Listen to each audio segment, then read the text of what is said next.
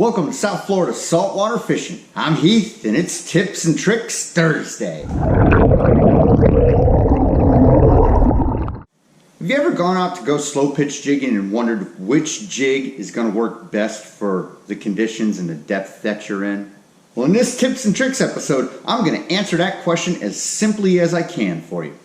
Before we get into this though, if you want to learn more about fishing, grow as an angler, or just see some great and exciting offshore fishing adventures, you can start by hitting the subscribe button.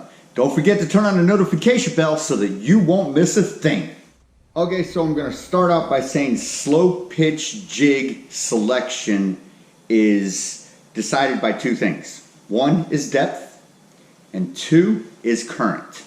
Now I know there are thousands of color choices to make, but I'm going to simplify the color process for you right now. If you are just getting into slow pitch jigging, your best shot to get the hookup is going to be go with silver and some glow in it. A jig that looks like this.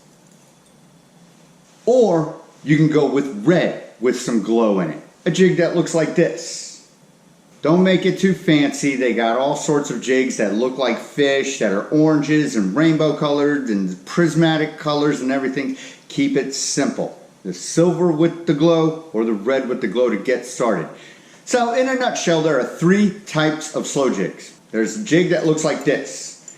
Long and skinny. This is called the long jig. Then there's a jig that looks like this. It's kind of medium sized, not too thick, not too wide. This is called the medium jig. Some people call this the stub.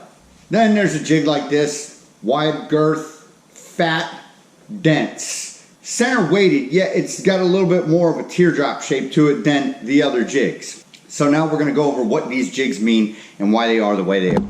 The long jig is made for when you are in high current situations. The reason being is when you're doing any sort of jigging, especially slow pitch jigging, the best presentation is a vertical presentation. That means your line is straight up and down and not bellied out from the current.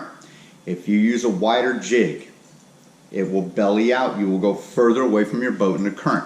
Faster current, this one gets you down to the bottom quicker, straighter, and it will also react properly in the faster current.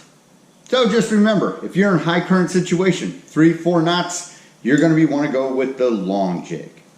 Next is the medium jig. This is the most common jig you're going to use. You're going to usually start out with this one. This one works in faster currents and less current situations. This is usually the go-to jig, the medium jig. This is the jig that is topical for most situations you're going to end up in. 2 to 3 knot current, 0 to 2 knot current. There's always some current. Again, you'll pitch it and it'll flutter down. You'll pitch it and it'll flutter down.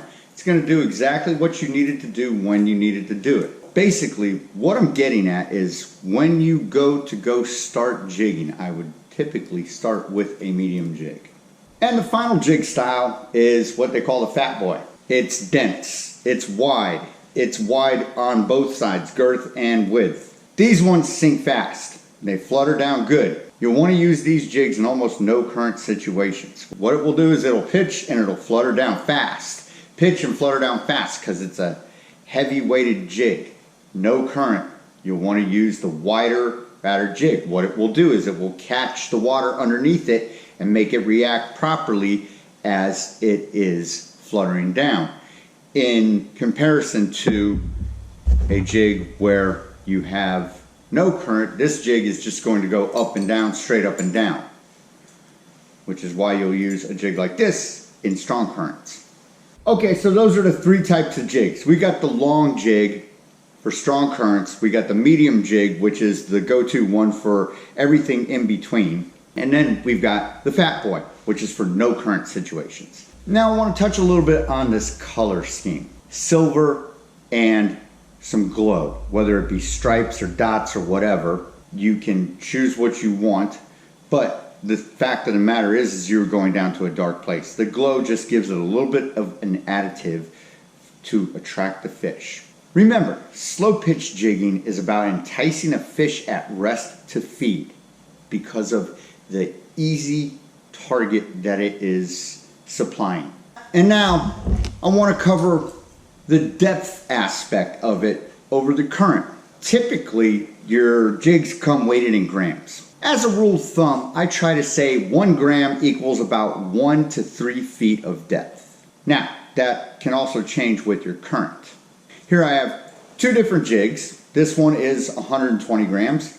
This one is 200 grams. If I'm in between like 100 and 250 feet, I'll probably go with this one. Again, this is a long jig, so I'll want high current situation. If I am in between 200 and let's say 400, 450 feet, I'll go with the bigger jig.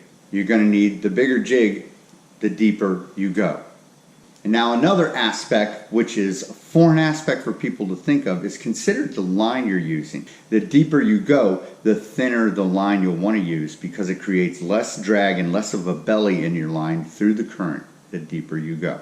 In shallower, you can use a 30 or 40 pound braid to do your jigging. Out deeper, 500-600 feet, you're going to want to tone it down to possibly 20 pound braid.